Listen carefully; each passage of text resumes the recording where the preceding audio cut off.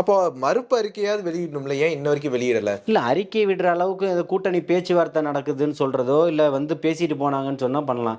யாரோ 2 பேர் போய் கொடிய ஆட்டிட்டு வந்தாங்கன்றதுக்கெல்லாம் மறுப்பறிக்கை குடுக்கணுன்ற அவசியம் இல்லன்னு இல்ல சொல்றேன். 2 கோடினாலும் கட்சியினுடைய கிரெடிபிலிட்டி சம்பந்தப்பட்ட விஷயம் இல்ல சார் இது. கட்சியினுடைய கிரெடிபிலிட்டிய வந்து இப்ப நம்ம எடுத்துக்கணும்னு நெனைக்கிறது அவர்களுடைய ஆவலா இருக்கு.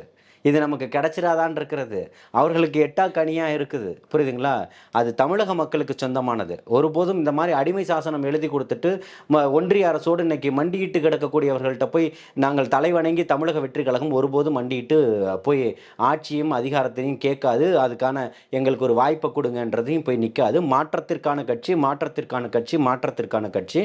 முதல் மாநாட்டிலேயே சொல்லிட்டாரு. சொல்லல்ல செயல், செயல், செயல்ன்னு சொல்லிட்டு, அதிமுக கட்சிகள் தலைவர்கள் தான் அங்க இருக்கிறாங்க. தொண்டர்கள் இங்க தான் இருக்கிறாங்கன்னு சொல்லிட்டு அண்ணன் ஆதவர்ஜுனா அவர்கள் ஏற்கனவே பேசியிருக்கிறாரு. அதிமுகவோடு எந்த விதமான கூட்டணியும் இல்ல அப்படின்றத பொதுச் செயலாளர் அவர்கள் தெளிவுபடுத்தியிருக்கிறாரு. இதற்கு மேலேயும் தெளிவுபடுத்த வேண்டிய எந்த அவசியமும் இல்லைன்னு சொல்றேன்.